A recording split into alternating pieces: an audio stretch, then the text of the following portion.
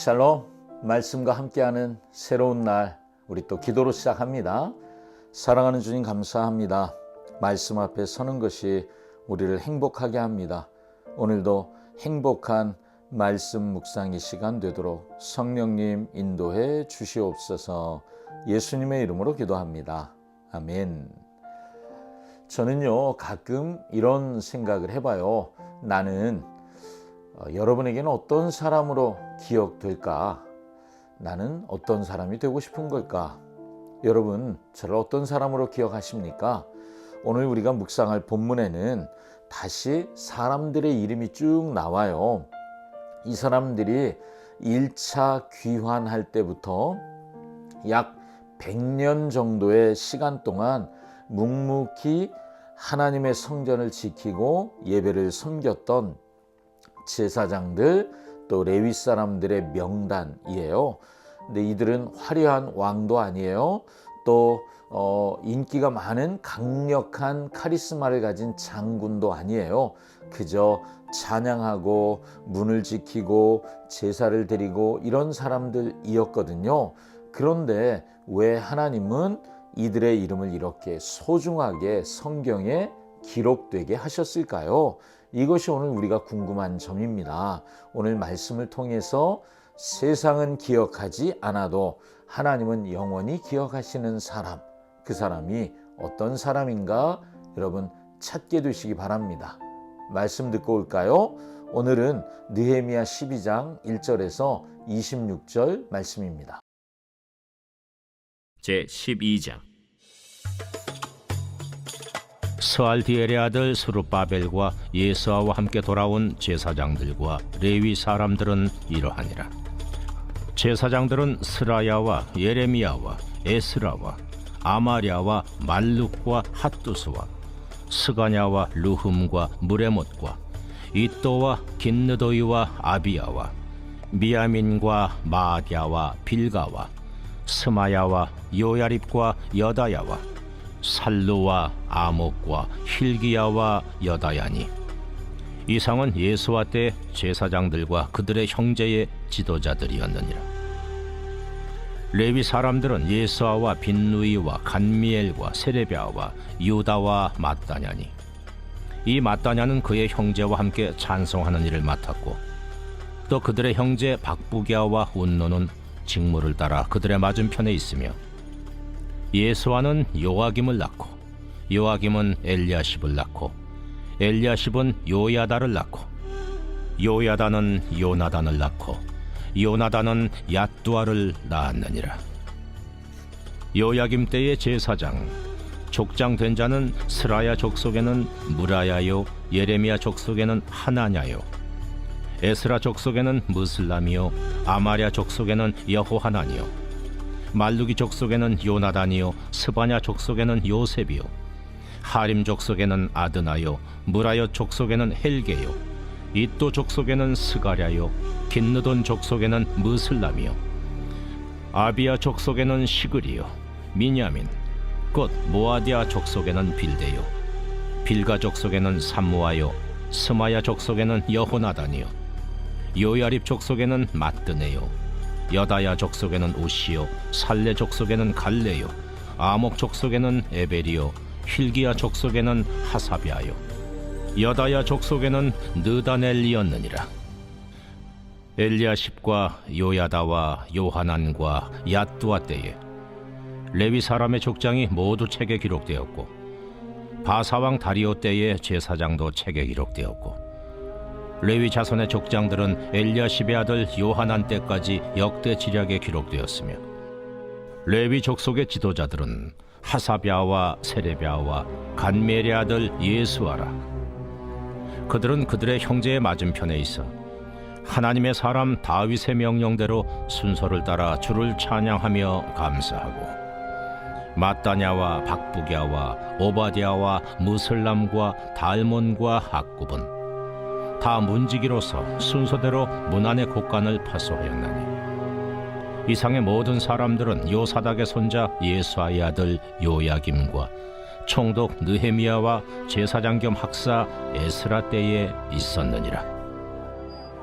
아멘. 오늘 우리가 함께 들은 이 본문은 전부 세 시대로 구분해 볼 수 있는데 제사장과 레위 사람들의 족보예요. 명단이죠. 1절부터 9절은 1차 귀환 때 제일 먼저 스룹바벨과 함께 돌아왔던 1세대 지도자들의 이름입니다. 10절, 11절은 대제사장 예수와부터 6대 앗두아까지 이어지는 대제사장의 계보를 보여줍니다. 그리고 12절부터 21절은 2세대였던 요아김 시대의 제사장들 또 족장들, 22절부터 26절은 느헤미야와 에스라, 지금 느헤미야의 시대잖아요. 이때 이어진 레위인들의 명단입니다. 자, 이 명단, 이 족보가 말해주는 게 뭘까요? 첫째, 하나님의 구원의 역사가 중단되지 않고 이어진다는 것이죠. 포로 생활의 암흑기. 여러분, 포로로 잡혀가서 아무것도 할 수 없을 것 같잖아요. 그런데 그때에도 또 다시 돌아온 예루살렘은 폐허이고 거긴 아무것도 없어요. 그런 척박한 현실 속에서도 하나님은 하나님을 예배하는 자들의 계보를 끊어지지 않게 하시는 분이구나 하는 것을 보는 거죠.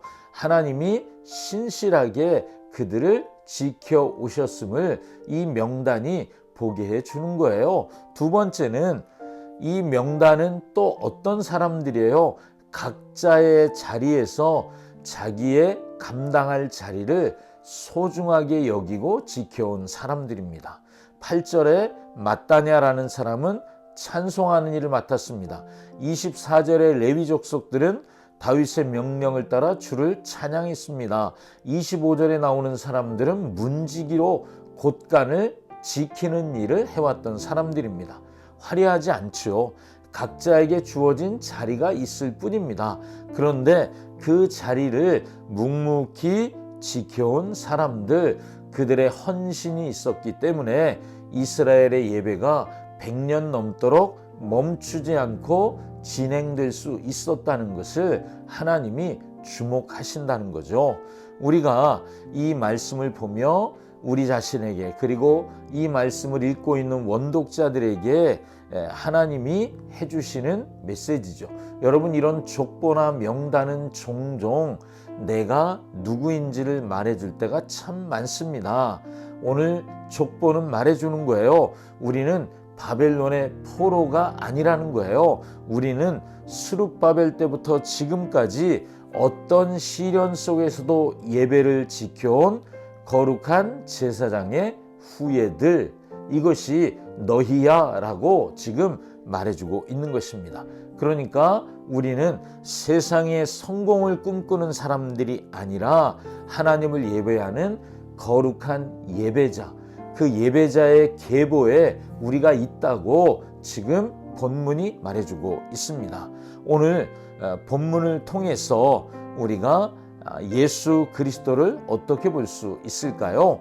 제사장들은 생명의 한계가 있으니까 죽음이라는 한계 때문에 그 제사장 직분을 아들에게 넘겨주어야만 했습니다. 그래야 이어지니까요. 그런데 히브리서 7장을 보면 예수님에 대해 이렇게 말씀해요.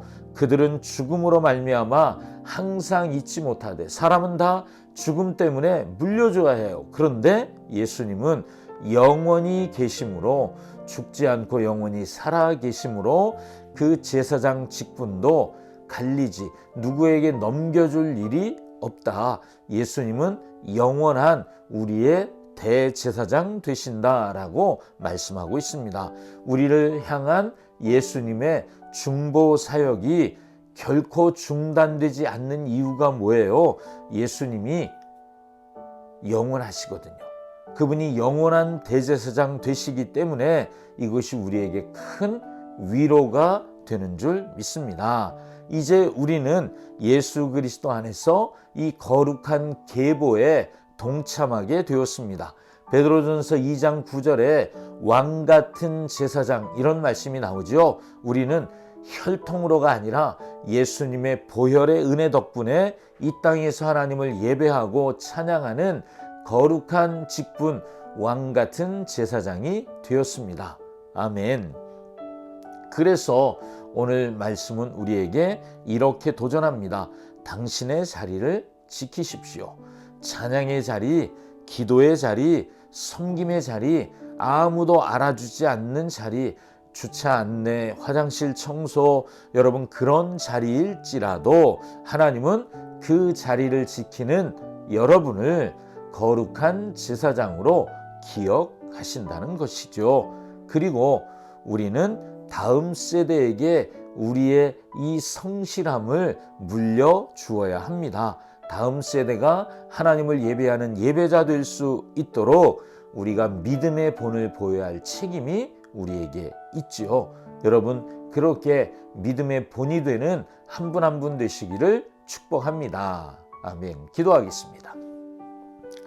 사랑하는 주님, 이름 없이 빛 없이 묵묵히 예배의 자리를 지켰던 믿음의 선조들을 기억합니다. 우리도 세상의 화려함이 아닌 주님을 찬양하고 섬기는 거룩한 직분을 소중히 여기는 사람들, 또 영원한 대제사장이신 예수님을 따라 믿음의 계보를 이어가는 사람들 되게 하여 주시옵소서. 예수님의 이름으로 기도합니다. 아멘. 아멘. 오늘도 말씀과 함께 믿음의 계보를 지켜가는 여러분 되시기를 축복합니다. 샬롬.